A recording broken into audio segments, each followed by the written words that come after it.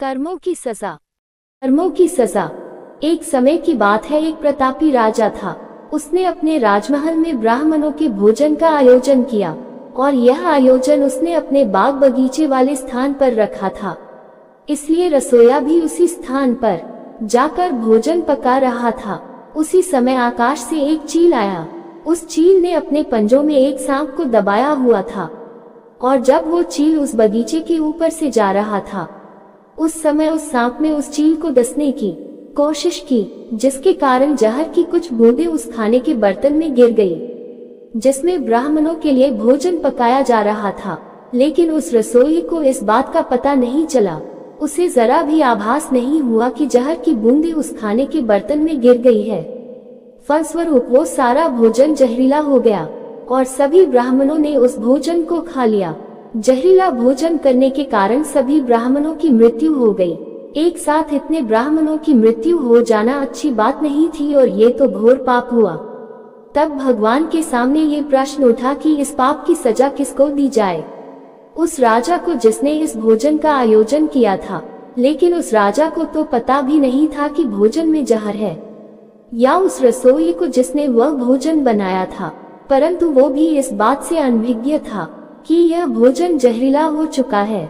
तो क्या सजा उस चील को दी जाए जो सांप को लेकर वहां से निकला, और या फिर सजा उस सांप को दी जाए जिसने आत्मरक्षा के लिए उस जहर को छोड़ा। ये तो बड़े असमंजस की स्थिति बन गई कि आखिर इतने बड़े घोर पाप की सजा किसको दी जाए। धीरे धीरे इस कर्म की सजा के लिए काफी दिन बीतते गए। कुछ समय बाद फिर एक दिन कुछ ब्राह्मण उस नगर में आए और उन्होंने एक महिला से राजमहल का पता पूछा। उस महिला ने राजमहल का पता बता दिया, लेकिन पता बताने के बाद उस महिला ने उन ब्राह्मणों से कहा कि आप राजमहल तो जा रहे हैं, लेकिन थोड़ा संभल कर जाएगा, क्योंकि ये जो राजा है ये ब्राह्मणों को भोज में जहर मिलाकर दे देता है। उस महिला के इतना कहते ही भगवान ने कहा कि इस कर्म के फल का अधिकारी मुझे मिल गया है। तो सभी ने भगवान से पूछा कि वह कौन है। तो भगवान ने कहा कि इस महिला को इस कर्म की सजा दे दी जाए। तब सभी आश्चर्यचकित हो गए और सब बोले कि वो महिला तो उस समय वहां मौजूद भी नहीं थी, और न ही उसने जहर मिलाया, न उसने भोजन पकाया, और न ही उसने उन ब्राह्मणों को भोजन कराया। फिर इसकी सजा उसे क्यों दे रहे हैं भगवान। तब भगवान ने कहा कि किसी भी कारण का आनंद जो सबसे ज्यादा लेता है उसी को उसका फल भुगतना पड़ता है। इस पूरे कर्म में न राजा को आनंद की अनुभूति हुई और न सांप को हुई और न ही उस चील को हुई, लेकिन इस घटना से सबसे ज्यादा आनंद और सबसे ज्यादा रस इस महिला को ही मिला है। इसलिए इस कर्म की सजा भी उसे ही भुगतनी पड़ेगी। कर्म के फल की व्याख्या इतनी आसान नहीं है।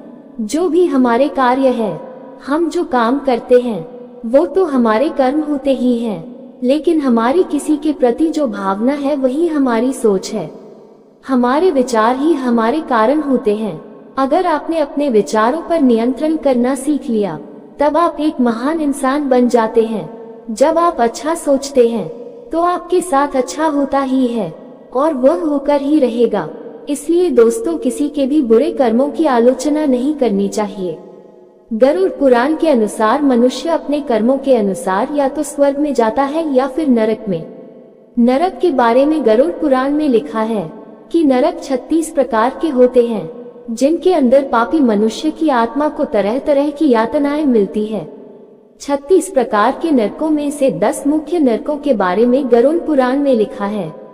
तो दोस्तों, इन कहानियों से हमें यही पता चलता है कि हम जो भी काम करते हैं, चाहे वह सही हो या गलत, हमें उनका दंड भोगना ही पड़ता है।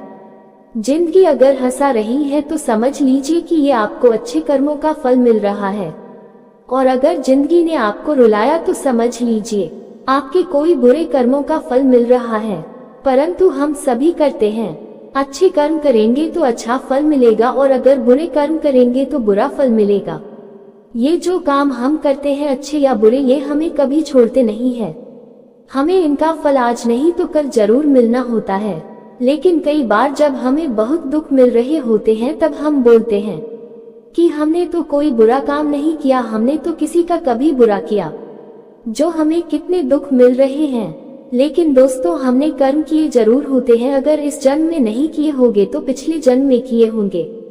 और पुराने जन्म तो हमें याद नहीं होता ना, क्योंकि हम इंसानों से तो चालाकियां कर सकते हैं लेकिन उस भगवान से नहीं। तनु का सिद्धांत बड़ा ही सरल है, जैसा किसी को दोगे वैसा ही आपको वापस मिलेगा। दोस्तों आपको ये जानकारी कैसी लगी हमें कमेंट करके जरूर बताएं। अगर आपको ये जानकारी अच्छी लगी हो तो लाइक जरूर करें ताकि हम और भी अच्छी कहानियां और जानकारियां आपके लिए ला सके, और मेरे चैनल को सब्सक्राइब करना बिल्कुल भी ना भूलें। तो मिलते हैं दोस्तों अपनी अगली कहानी और जानकारियों के साथ, तब तक के लिए आप अपना ख्याल रखें।